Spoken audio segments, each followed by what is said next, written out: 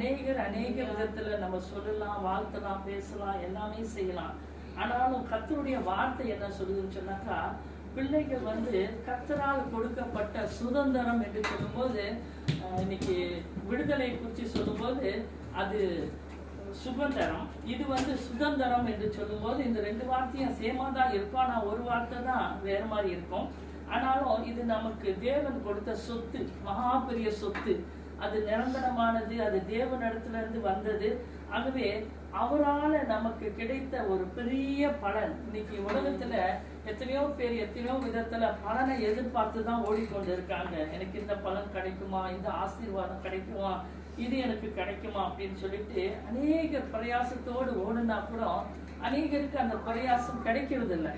ஆனாலும் கர்த்தருடைய பிள்ளைகளுக்கு கர்த்தர் கொடுத்த பெரிய ஒரு சொத்து, பெரிய ஒரு பலன், பெரிய ஒரு சுதந்திரம் என்னன்னு சொன்னாக்கா அது கர்ப்பத்தின் கனி. அது சந்ததியை பெருக்கக்கூடியது. பேர் சொல்றதுக்கு இவங்க இந்த அப்பாவோட பிள்ளைங்க, இந்த தாத்தாவோட பேர பிள்ளைங்க, இந்த பாட்டியோட பேர பிள்ளைங்கன்னு சொல்லிட்டு சந்ததியா பெருக்கக்கூடியதுதான் இந்த பிள்ளைகள் என்று சொல்லி பார்க்கிறோம்.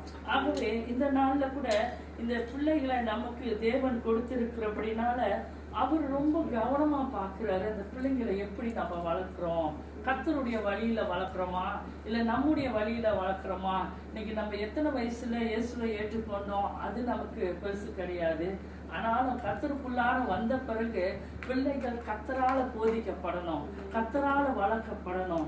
பழைய ஏற்பாட்டுல என்ன சொல்லுதுன்னு சொன்னாக்கா, நீங்க நடக்கும் போது, படுக்கும் போது, உட்காரும் போது என்னை குறிச்சு சொல்லுங்க, மேல வானத்தை பார்த்து சொல்லுங்க, யெகோவா தேவன் உண்மை உள்ளவர். இந்த பிள்ளைங்க கூட பிறந்த உடனே அந்த கூப்பிடுறது எப்படி இருக்குன்னு சொன்னாக்கா உவே உவே உவேன்னு கூப்பிடும். அப்ப உவே உவேன்னும் போது யெகோவா யெகோவா யெகோவா தேவனை குறிச்சு அதுங்களுக்கு புரியாத ஒரு பாசை, இந்த உலகத்துல புரியாத ஒரு பாசையா இருந்தா கூட அந்த பிள்ளைகள் தேவனுடைய நாமத்தை மகிமைப்படுத்துதுங்க. நீ பிறந்த உடனே கூப்பிடுறதுக்கும் அமையன் தானே, நீ அப்படிதான் சொன்ன பிறந்த உடனே அப்ப அந்த மாதிரி அந்த பிள்ளைகளுக்கு அந்த வார்த்தையை கூட தேவன் கொடுத்து வழி நடத்துகிறவரா இருக்கிறார். அல்லேலூயா. ஆகவே பிள்ளைகளை எப்படி வளர்க்கணும்னு சொல்லி நம்ம பார்க்கும்போது, பிள்ளைகளை கர்த்தருக்கு ஒப்பு கொடுத்து வளர்க்கணும்.